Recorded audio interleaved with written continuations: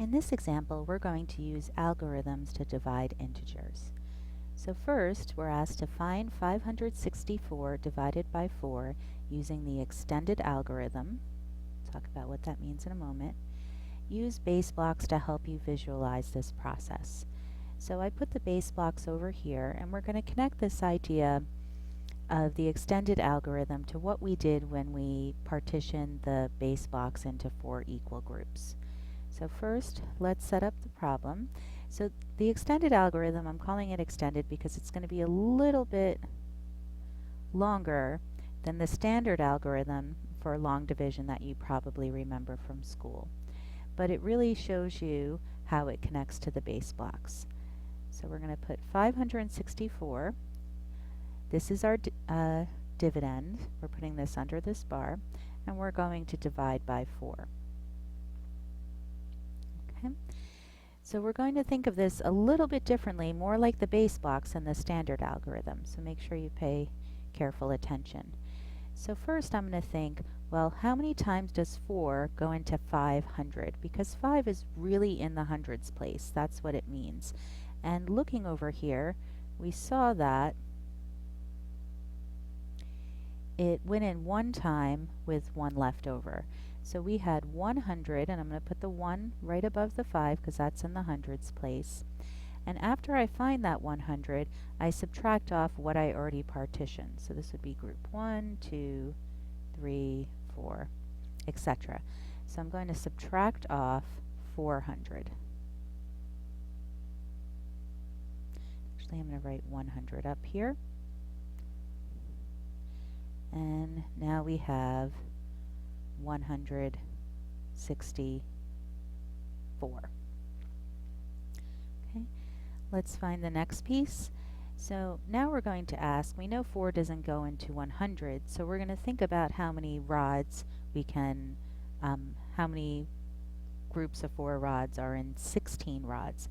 So we're thinking of this 100 as 10 tens. So remember, we break this into 10 pieces,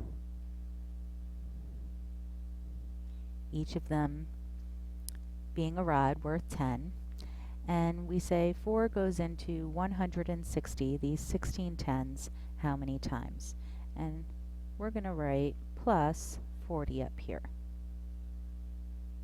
Okay, so we know that when we partition the 16 rods into groups of 4, there were 4 in each group. I'm just going to circle one of those groups. So we had 1, 2, this would be down here with some of these, 3, and 4. And each of those groups were size 40. So that's why we're using 40. And then we will subtract off 160, because that was the value of the 16 rods. Now we're running out of room a little bit, so I'm just going to move up here. And now we have 4. And this represents 4 ones, so I subtracted 164 minus 160 is 4. And how many, if we have 4 and we want to share it amongst 4 people, how many do we have each? And that's going to be 1 each. So this is breaking it into groups of 4. So we're going to add plus 1 and subtract off the 4. And when we subtract off the 4, we have 0. And that means we've used up all of our base blocks. So notice the result is we had 100 plus 40, which was our rods, plus 1, which was our units. So the final answer, we'll add these up from left to right, is 141. Okay? So when you're using the extended algorithm, you should use the fact that you know when you're dividing 4 into the 500s, you're subtracting off 400, and write the quantity of 100, not just a 1. Now we're going to connect this to the standard algorithm. Okay, and this is the long division you saw in school. And it's the same idea, but we just compact it and make it a little bit shorter.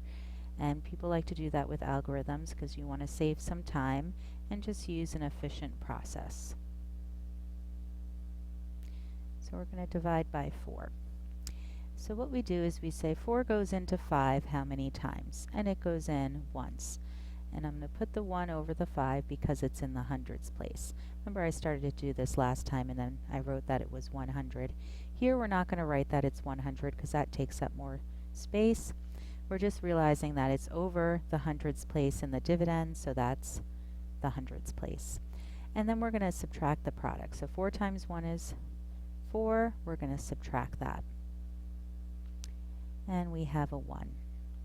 Now we're going to bring down the rest of the numbers and continue. 4 doesn't go into 1, but it does go into 16. So 4 goes into 16 4 times, and we put that in the next place value above the 6. Subtracting the 16 means that this canceled completely. That's just a 0, and we have 4. 4 goes into 4 once, and then subtracting the 4, we have 0. So our result is 141. So notice this is the same idea as we used up here, but here we don't write what the associated place value names are. We just put them in the proper place value to subtract, and we get the same result. Now let's use this idea.